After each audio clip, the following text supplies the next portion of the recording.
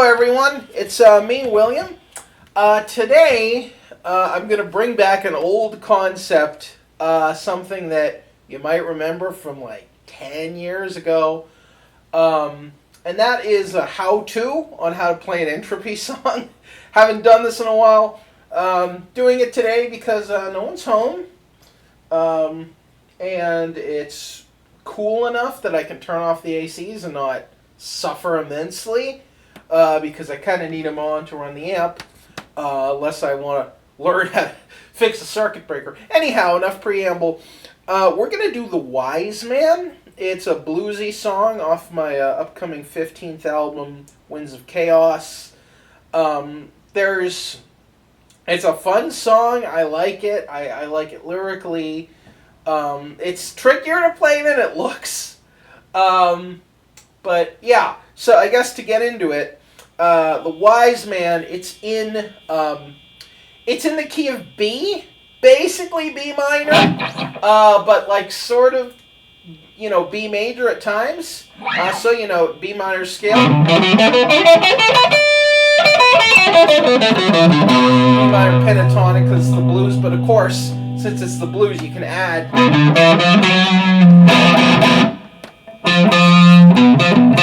You can add that diminished fifth tritone in there, but usually in the context of the blues in this song, we don't resolve on this. Black Sabbath would do that. We don't do that. Not for this song. I do it other songs, but usually you resolve it to the perfect fifth, so like that. Or you resolve it even to the fourth until you go to the,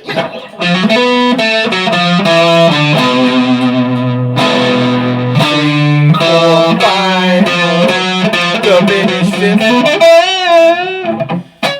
A little bit of blues there. But here's the fun thing. If it's in the key of B, with the verse having this chord, you might think, oh, so B. That's the most important note. Honestly, I'd say the secret to this song is actually this note right here. A flat, G sharp, kind of the same thing. Why is this note the most important? Because some of the melodies, some of the interesting parts of it use this, but I think more importantly because a key part of the riff actually involves using this, a major sixth, rather than a minor sixth, to give it a little bit of spunk. So I guess without further ado, let's get into the main riff. I'm just going to play it and then explain what it is.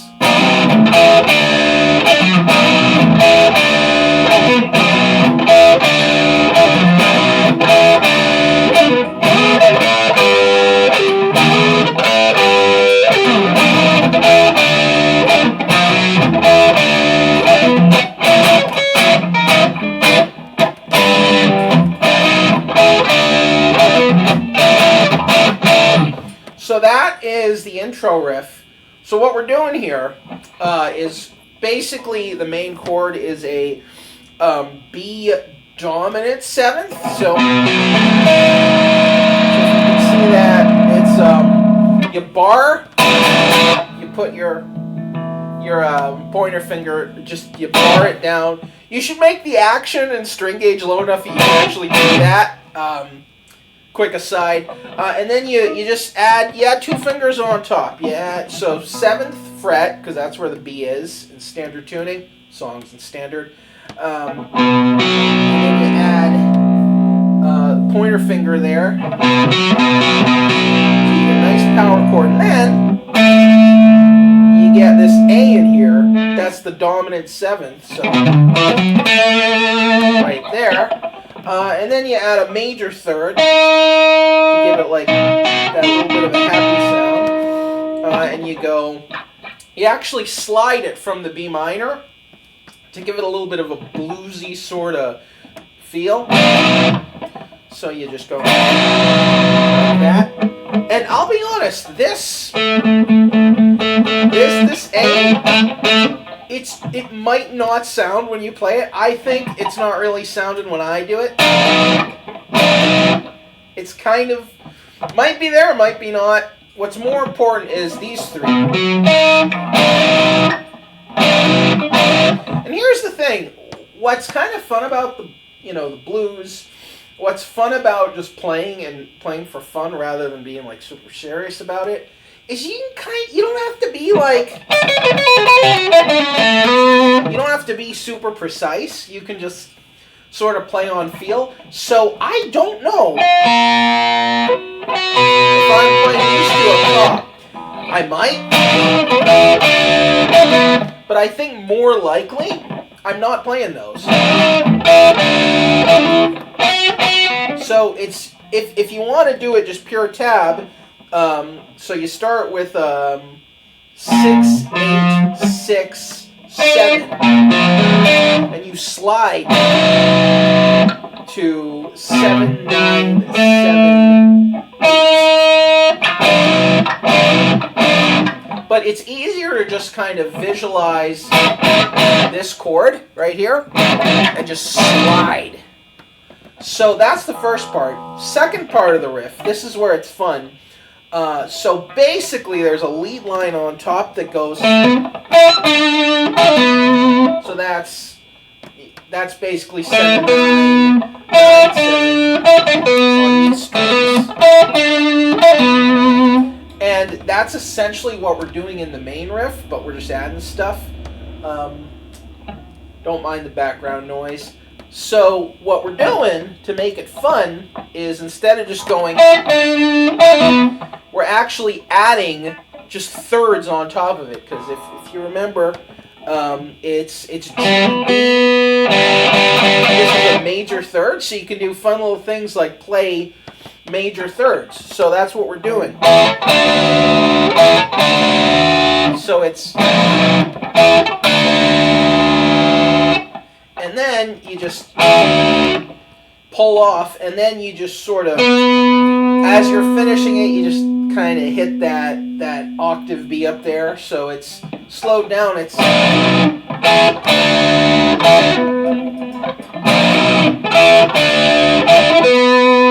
I think honestly I'm just hammering it on. See, sometimes you just play things, you don't really think of the theory, you just sort of play it on feel. If you've played enough, that's sort of what happened with this riff. So if I played at full speed, it's yeah, and it turns out I'm just hammering this on, which yeah, it works. And here's where this riff gets a little tricky. This riff, it's sort of like this part. It doesn't really fit the time. You kind of have to play it fast to be able to play the next cycle of it, because it's very standard blues formula. It goes in just a cycle of 4 of these.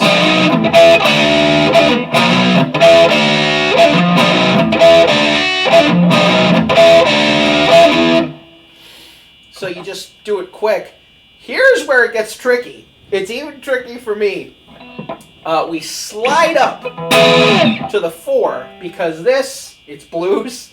It follows the 1, 4, 5 chord progression. So root, and then the 4th, and then the 5th, and then back to the root. So to do that, I do it kind of like Tony Iommi Black Sabbath style. I don't play up here. I literally slide up. So that's how you start the next phrase.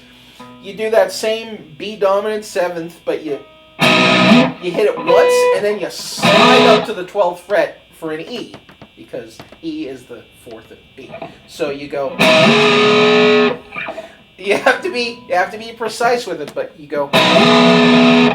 And then you do the exact same, but on moved up to the 12th fret. Just the same riff, but it's up here. So you go.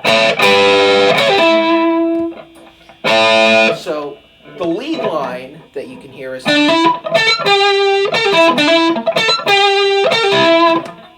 but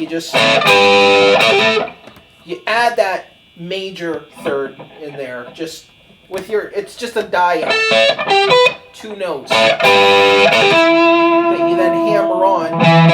It's that E octave.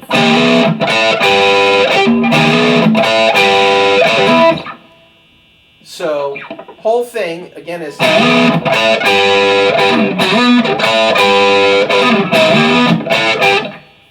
You just... Now I think of it, I go... You don't have to slide a second time. If you want to, that's fun. But, so, yeah. And again, if you just really want to do it, like, tab style, 12, 14, 12, 13. Slide from 11 on the second one. Slide from 7 on the first one. So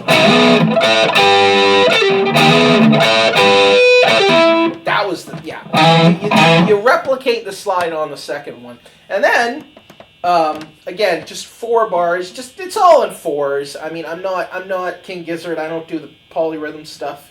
Maybe someday I'll figure that out. But you go back down, and you do 2 of those, and then here's where it gets fun. And this is, if you want to write a blues song, or if you listen to one, make the 5 part interesting. That will just spice up your blues like a few other things will. So you do a chord here.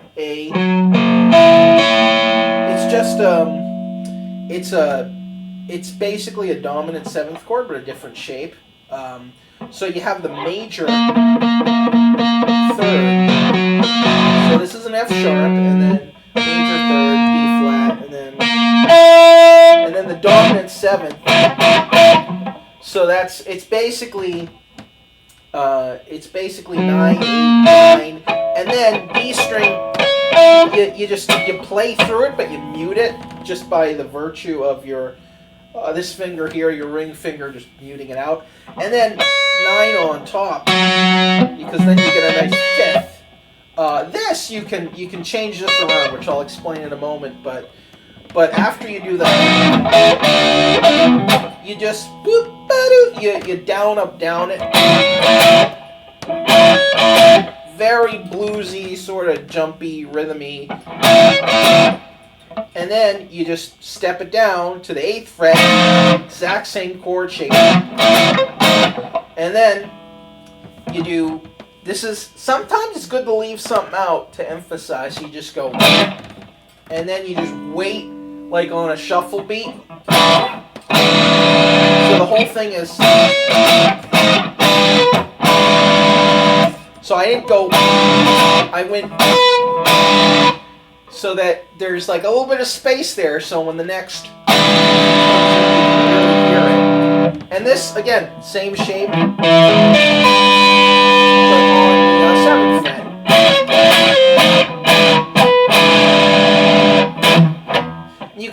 You can do a muted upstroke. What that is, you just, see how I press it? You just release. So you keep the rhythm going, but you don't play the full sound. And then, finally, back to the riff we know and love. And then here's how you end it. With a Hendrix chord. Yeah. So that's 9, 10. So it's a minor 3rd on this major. So it's the same shape, but instead of up here, it's down here. On the B string 10th fret. And that just gives it a punch. And that's the intro riff. The verse riff, it's pretty straightforward and easy. And that's so I can sing on top of it. So it's that same dominant 7th. And I just go... So the notes I play, downstroke. The rhythm that's just muted, upstroke. Sort of, but I also go when I'm not singing. So the whole thing with the vocals is I'm good at burning bridges, and I'm good at burning bridges, and I'm good at leaving town. I'm on logic fallacies. So basically, if you just think of like you're walking in a blues shuffle, that's the rhythm you want, and you just put chords on it. Sometimes you press, sometimes you don't. So you just go bam, bam, like you can imagine the drums in the background. That's how I wrote it. Like I'm thinking, there's a blues shuffle. I don't have a drummer because I don't know. But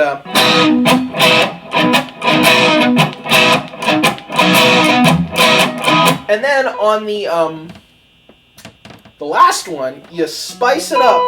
Use your pinky. Your pinky can do something. 10th fret. You just get a nice minor third in there, which is basically like a Hendrix chord because it has that same dissonance of a major third and a minor third. And you put it all together and it's sort of fun. And you just sort of, you just go the full thing. I thrive on logic fallacies, and then you just never bring me down because I'm the... So that full chord, that's 7, 9, 7, 8, 7, 10. And then you slide up. And unlike with the intro riff, you're playing all 6 of these. And then you do the same. You just bring it up. 15th fret.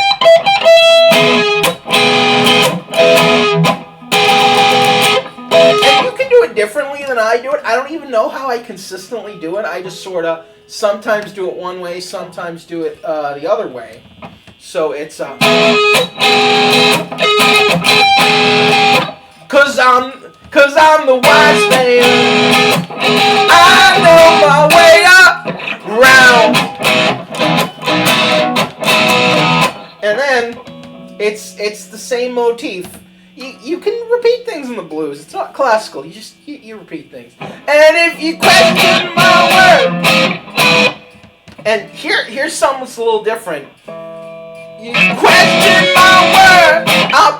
Once you hit this, ideally, I didn't really do it in the recording, but when I sing, beat your theory down, everything before down, just silent. And if you question my word, I'll beat your theory. You don't play that second one there, just so you can highlight on the vocal. That's a songwriting thing I like to do, like highlight parts so that someone is like, oh yeah, I can hear that one part right there. And then you just beat your theory, and then down, you just play it again. You just do one part of the main riff. And then it's essentially the same thing. What's sanctimonious? My nation's proud. I don't care if I'm erroneous, as long as I am loud, cause I'm the wise man. I know my way around. And if you question my word, I'll beat your theory down. Now I think, for the sake of everyone, I'm going to do the solo in a separate video, just explaining the theory behind it. So this will be video for just the main riffs of The Wise Man. Yeah? Hope you liked it.